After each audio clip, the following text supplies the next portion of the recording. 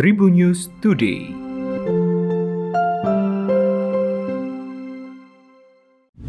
Halo Tribuners, berjumpa kembali bersama Hakim di Tribun News Today. Dan Hakim akan berbagi informasi menarik hari ini, mulai dari informasi nasional, internasional, selebritis, dan juga olahraga.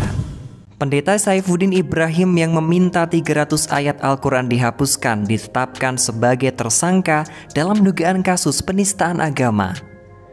Dia ditetapkan tersangka oleh Direktorat Tindak Pidana Cyber Bareskrim Polri. Kepala Divisi Humas Polri Irjen Pol Dedi Prasetyo menuturkan penetapan tersangka tersebut dilakukan oleh penyidik sejak 2 hari yang lalu. Dedi menuturkan penetapan tersangka tersebut dilakukan oleh penyidik sejak 2 hari yang lalu. Polri masih enggan merinci terkait keberadaan Saifuddin Ibrahim.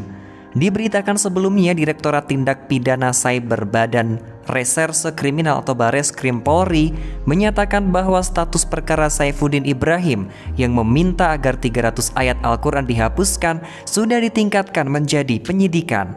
Hal itu dibenarkan oleh Direktur Tindak Pidana Cyber Bareskrim Polri Brigjen Pol Asep Edi Suheri.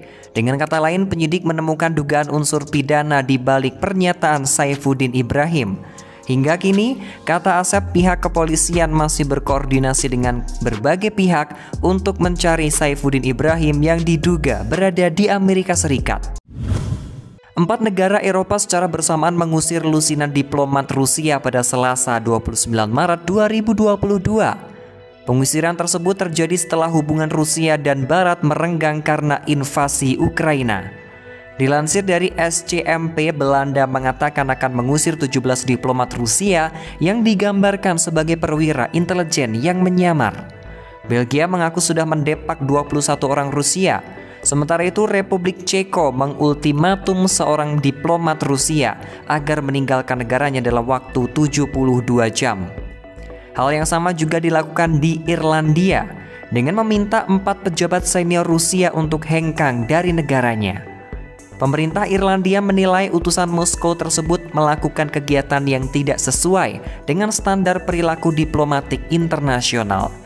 Sebelumnya pekan lalu Polandia mengusir 45 orang Rusia yang diidentifikasi sebagai perwira intelijen yang menggunakan status diplomatik sebagai kedok untuk beroperasi di negara tersebut. Belanda mengaku mengambil keputusan pengusiran setelah berkonsultasi dengan sejumlah negara yang berpikiran sama. Pihaknya mengutip aksi serupa yang dilakukan oleh Amerika Serikat, Polandia, Bulgaria, Slovakia, Estonia, Latvia, Lituania, dan Montenegro.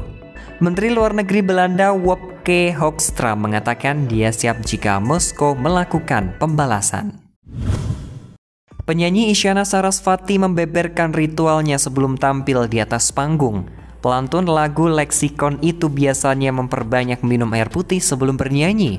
Tak hanya itu saja, ia juga biasanya meluangkan waktu untuk menyendiri.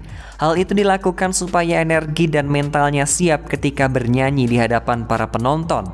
Sebelumnya, Isyana Sarasvati tampil totalitas di panggung Joyland Bali 2022. Ia membawakan 6 lagu sambil memamerkan keahliannya bermain alat musik. Para penonton yang telah menantikan kehadirannya terkesima melihat penampilan pembuka Isyana Sarasvati. Apalagi musik yang dibawakan Isyana yaitu dari album Leksikon yang bernuansa pop rock. Banyak wakil Indonesia yang ditarik mundur dari turnamen Orleans Master 2022 yang berlangsung di Prancis dari 29 Maret hingga 3 April mendatang.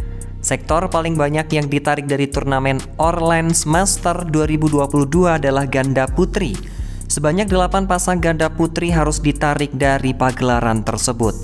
Eng Hian selaku pelatih kepala ganda putri menerangkan bahwa ada alasan di balik penarikan tersebut.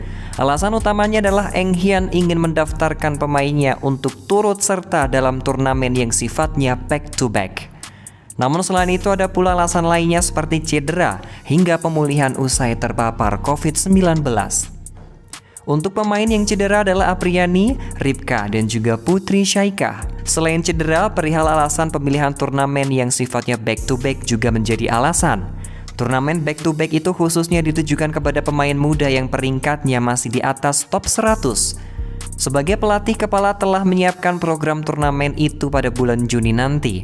Nampaknya turnamen tersebut beriringan dengan digulirkannya Indonesia Masters hingga Indonesia Open 2022. Demikian 4 informasi terupdate hari ini. Jangan lupa untuk terus mendengarkan Tribun News Today hanya di Spotify, Tribun News Podcast, dan juga YouTube tribunnews.com. Tetap patuhi protokol kesehatan 3M dengan memakai masker, mencuci tangan, dan menjaga jarak atau menjauhi kerumunan. Saya Hakim pamit, salam sehat untuk semua, dan sampai jumpa. Tribun News Today.